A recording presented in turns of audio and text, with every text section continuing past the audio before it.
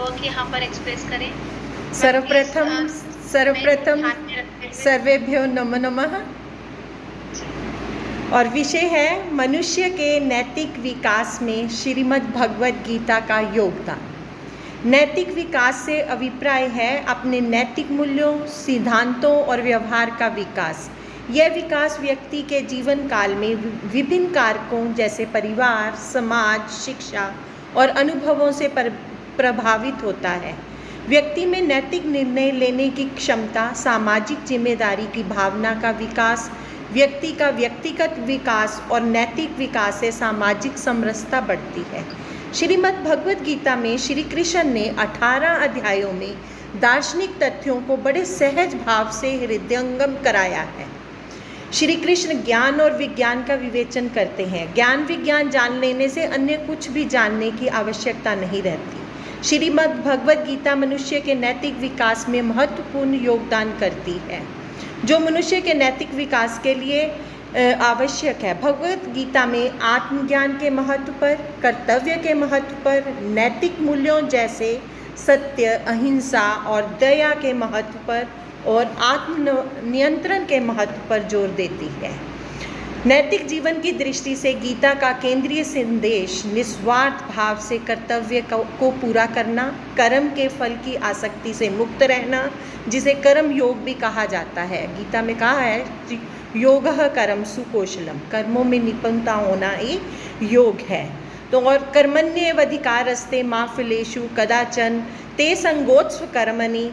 तो इस श्लोक में भी कर्म करते समय कर्ता होने का अहंकार मत करो, अकर्मण्य रहने में आसक्ति मत रखो। आपका नियंत्रण केवल अपने कार्यों पर है, परिणामों पर नहीं।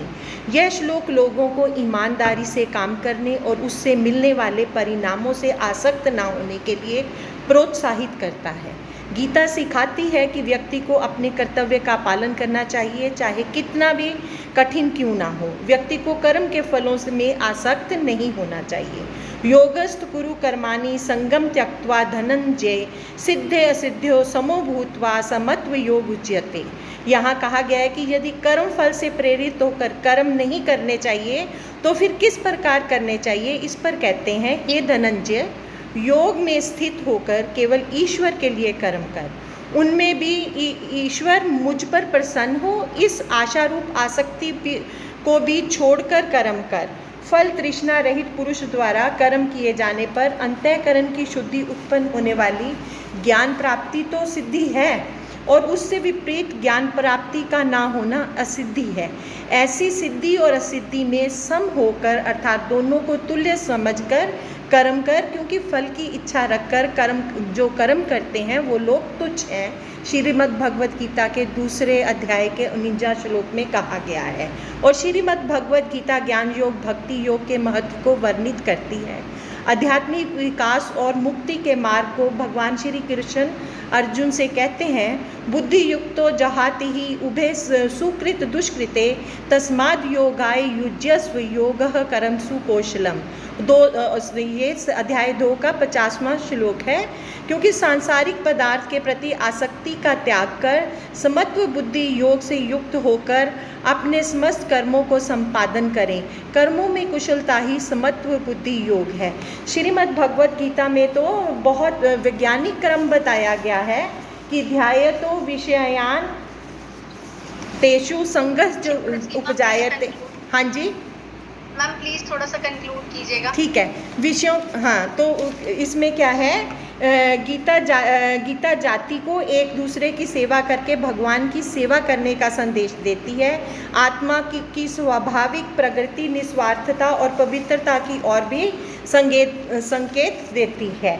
तो श्रीमद् भगवद गीता में स्पष्ट कहा गया है कि प्रसन्नता मानव में तभी आ सकती है जब वह अपनी समस्त इंद्रियों पर संयम करके अपने मन को सृष्टि के निर्माता पर केंद्रित करेगा। अतः कहा जा सकता है कि वर्तमान समाज को तनाव मुक्त बनाने में गीता की प्रमुख भूमिका है। अतः मनुष्य का नैतिक विकास तभी संभव है अगर गीता की सीख को आत्मसात करे, तदनुसार जीवन यापन करे। धन्यवाद। बहुत बहुत धन्यवाद डॉक्टर साहब। Thank you so much doctor Seema Kanwar. Thank you ji. मैं नेक्स्ट रिक्वेस्ट करूंगी डॉक्टर प्रियंका कालिया। डॉक्टर प्रियंका